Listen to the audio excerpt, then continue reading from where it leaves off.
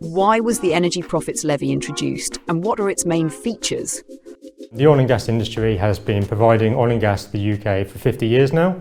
Over that time it has funded the wheels of change, funded the economy, provide heating, provide electricity for people, and has contributed around £500 billion to the economy.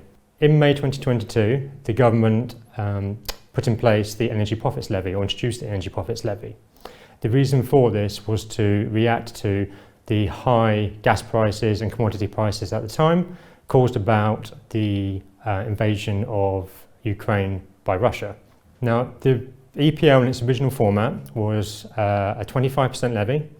It was going to be temporary and only last until 2025, and it contained an investment allowance to incentivise companies to continue investing through the cycle. Lo and behold, a couple of years later, in 2025, the EPL has been changed 4 times over that period to 38% in its current state. The investment incentives have been withdrawn, and the EPL has been extended now until March 2030, so the end of the next Parliament. What this means is that the tax rate in the UK has gone from 40% in 2021 to 78% in its current state. So it's nearly doubled in the space of 2.5 years. And all this makes the investment climate very uncertain for oil and gas companies. A price mechanism was put in place so that the Energy Profits Levy falls away if oil and gas prices fall below certain levels. Now, with the recent volatility in the oil price has actually fallen beneath this level, but the gas price remains slightly above. Unfortunately, for Energy Profits Levy to be removed and to disappear, both oil and gas prices have to be below this threshold. Now, that means that if you're an oil producer, at the moment you're getting a double whammy of low oil prices, but also you're being exposed to the Energy Profits Levy at the same time. Despite oil and gas prices falling to pre-war levels, the temporary Energy Profits Levy still remains. What has been the impact of EPL on production? Why is this important for energy security and emissions? To give some context, the UK used to be energy independent. So back in the early 2000s, the UK used to produce enough oil and gas to satisfy its own needs and actually export oil and gas. Now, since then, we've gone from a net exporter to a net importer, and as a result, this has had a big impact on both domestic prices, but also has had a big impact in production, as you mentioned. Now, production has fallen from a high of over 100 billion cubic metres back in 2000 in terms of gas, to last year where it was around 26 billion cubic metres. Now, the forecast is that this gas production will continue to fall away over the next couple of years and will fall to 13 billion cubic metres by 2030 and then half again by 2035. Now, the impact of this is that we're more reliant on imports to meet our energy demand. Wood Mackenzie, the energy analytics specialist, have said that as a result of the introduction of the Energy Profits Levy, production is around 10% lower than they forecast for 2025 than back in 2021 before the Energy Profits Levy. The North Sea Transition Authority publishes every 6 months a prediction of what production looks like for the period of 2025 to 2030.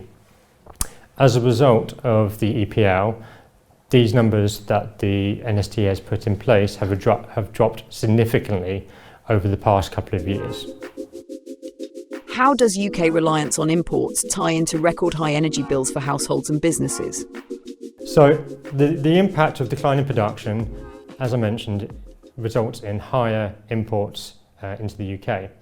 And this leaves the UK exposed to international energy prices, both oil and gas prices, but also leaves us exposed to volatility as well, as we're seeing at the moment with markets and oil prices and gas prices. What this means is that the UK has to import more oil and gas.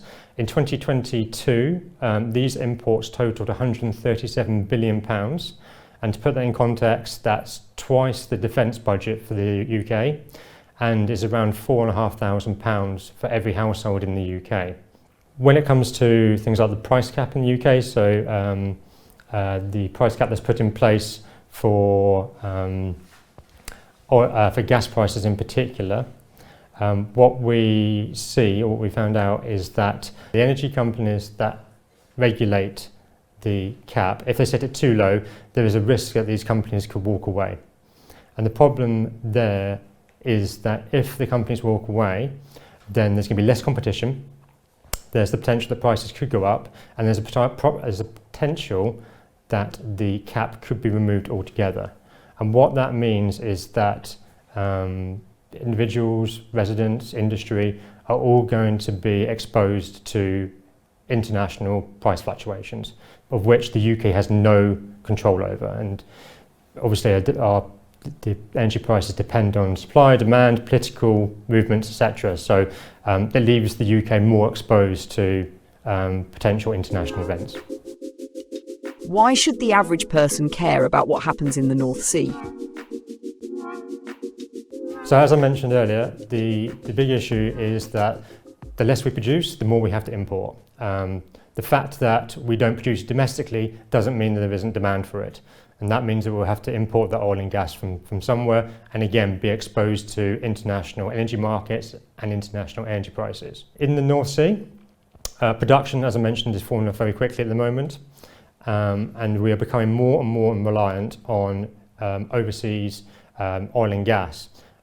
This has obviously come to fruition in other places around the world, for instance Europe and its dependence on Russian gas back in 2022. The other issue with this is that with us having to import oil and gas from overseas, there is a higher emissions profile associated with this production. So rather than producing it domestically, and for instance UK gas production, the emissions intensity of that production is around 21 kilograms of CO2 per BOE.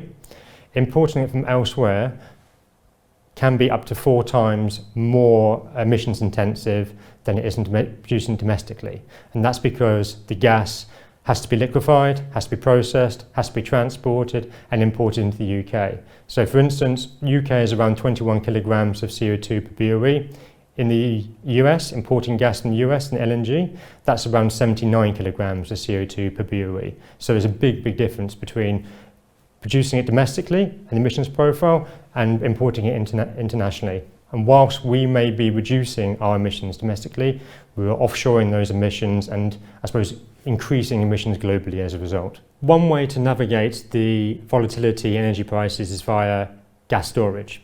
So this is importing gas during the summer months when gas prices are lower, and then releasing that gas into the system during the winter months when demand is higher. So the UK has much less storage than other European countries, just 7 days at peak winter demand compared to over 100 days for Germany, France and the Netherlands. This lack of storage and strained electricity capacity came to fore in January, where the UK actually came close to some blackouts, and the national grid had to actually publish some warnings on use.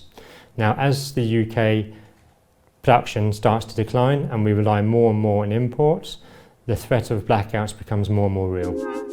The Energy Profits Levy has changed 4 times. Why is that kind of uncertainty a red flag for investors? So as we've mentioned already, CapEx has reduced significantly over the past couple of years as a result of the introduction of the Energy Profits Levy. So as we stand today, in 2024, there is only just over £100 million spent on exploration and appraisal activities. So this is a record low for the North Sea, and with 4 exploration and 4 appraisal wells drilled throughout the whole of 2024, again, this is a record low for the basin. The issue is that many drilling rigs have now left the North Sea, and any further losses in terms of drilling rigs may result in the critical mass not being there. And this means that for E&P companies, explorers, for decommissioning activities, the rigs may not be available, and that puts extra strain in terms of the industry and also on the sector. With record low investment, how serious is the risk of the North Sea becoming a stranded opportunity?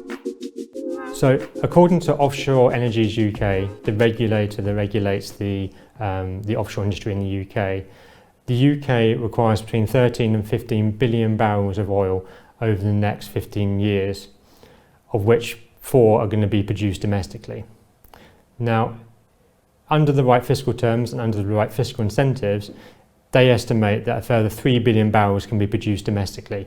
So over this time period, it is foreseeable that the UK could produce half of its total demand. This production would add £150 billion of gross value in addition to the £200 billion from planned production. On top of this, the fact that investment is lowering means that decommissioning liabilities and the cessation of production on different fields is rapidly moving towards us rather than staying where it was. And as a result, there's a potential that many of these fields could reach abandonment earlier than they would expected.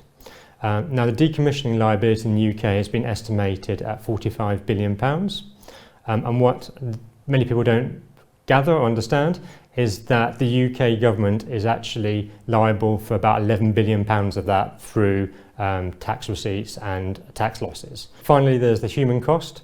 So the oil and gas industry is estimated employs around 200,000 people, 120,000 people directly, and 80,000 people indirectly through other services. Now, this is about 1% of the working population in the UK and about 3% of the working population in Scotland. So the issue is, if these fields reach abandonment sooner rather than later, a lot of this workforce will be lost and they will move to other countries and other jurisdictions where there is still an oil and gas industry and there's still a government that supports that industry. The government launched 3 public consultations. Why are these important? How can they help restore confidence? 2025 is going to be a very important year for the North Sea. So as you mentioned, there's 3 consultations ongoing at present. The first of these consultations is regarding Scope 3 emissions. The second one is regarding what the fiscal regime looks like post-20 and how the fiscal regime responds to energy price shocks. And the third is regarding the future of the North Sea. What are Scope 3 emissions? Why is their inclusion in project assessments controversial? So Scope 3 emissions are the end-use emissions. So with regards to oil and gas companies, this is in the form of petrol, diesel, natural gas, and typically make up the large proportion of emissions for an energy company. Now, why they're important and why this FinchFall is ongoing is basically regarding the inclusion of Scope 3 emissions within environmental impact assessments. So companies have to submit an environmental impact assessment as part of their development plan. At the moment, there are 2 developments ongoing, these being Rosebank and being Jackdaw in the UK North Sea. And what we believe will happen is that as part of this consultation, both companies will have to include some words regarding their Scope 3 emissions in their environmental impact assessment as part of the field development reports. But importantly, at the moment, both developments have been allowed to proceed and allowed to progress, and work is still ongoing on these developments. Now, Scope 3 emissions are, as I mentioned, the end use. And when it comes to oil and gas developments, they're, I don't want to say irrelevant, but they're a bit redundant, because the Scope 3 emissions don't change whether you're having to produce the oil domestically or you're having to actually import the oil. If a project goes ahead or not goes ahead in the UK, the end use is still there. We still need the petrol, we still need the diesel, so we're going to have to find it from elsewhere. So actually, in fact, Scope 3 emissions actually go up when we don't produce it domestically and have to import it, as I mentioned earlier, through having to transport, process and move the oil or gas from overseas. What is the oil and gas price mechanism consultation trying to achieve? How would it differ from the windfall tax in practice? So the government is looking to put in place a mechanism or a regime for how the fiscal regime in the UK responds to high oil and gas prices and price shocks post-2030. Crucially, how this differs from the EPL is that whereas the EPL taxes an oil and gas producer on all of its profits, this will introduce a price mechanism, a price floor for both oil and gas prices, and will only tax the profits that exist above that oil and gas price. So crucially, it taxes a much smaller percentage of a company's profits. Now, oil and gas companies are looking to have this introduced sooner rather than later. The reason for this is that oil and gas projects are 20, 25, 30-year projects. And so for a company to make investment decisions today on a development it needs to know what the oil and gas mechanism or oil and gas fiscal regime is going to be like in that period.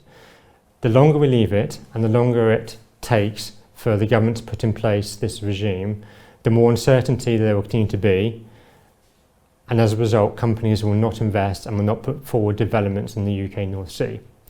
We believe that this consultation and the results of the consultation will be published probably in the autumn statement later this year. Explain the future of the North Sea consultation and how this is likely to impact industry. So the future North Sea consultation looks at two key areas in the UK. So one is existing licences and two is new licences. So with regards to existing licences, the government has already said that it will honour all new existing licences, and they will also allow licences to progress from exploration into development and into production. So this provides some stability and some confidence in the UK North Sea. Now with regards to issuing new licences, the government has said that they will not be issuing any licences for the foreseeable future. But this doesn't make any economic sense, given that we're increasingly reliant on imports and means that we'll be increasing emissions globally as a result of having to import more fuels. Now this seems ideologically driven and doesn't seem to make any sense, and means that we'll be more and more reliant and more exposed to international price fluctuations for the foreseeable period.